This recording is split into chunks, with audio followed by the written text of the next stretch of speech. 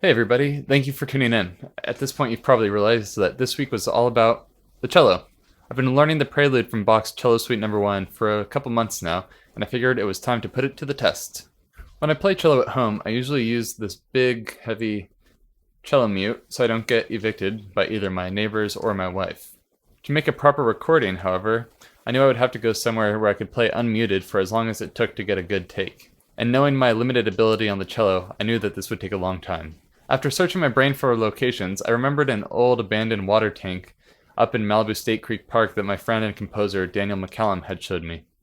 Every cellist learns this piece, and there's a legacy of cellists recording it inside of cathedrals.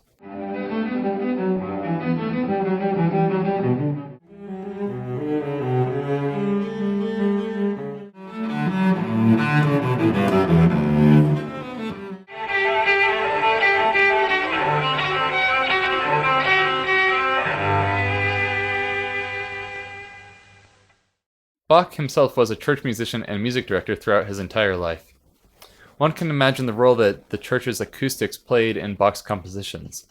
In a small room, a collection of notes may sound distinct from one another, whereas in a church, a collection of notes tend to morph into each other, creating a big cloud of harmony. On top of this, many people find Bach's music inherently soul-cleansing, with a feeling of weightlessness as soon as they finish the very last note.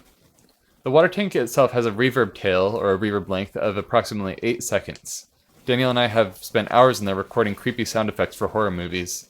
The tank is on top of a hill about 10 to 15 minutes hike away from the parking lot, but with 40 pounds of tripod and recording gear on top of a chair and my cello, I was completely wiped by the time I reached the tank. Thankfully, this did not hinder my performance on the instrument. Because it's so reverberant, the space quickly became overwhelming as notes cascaded upon each other.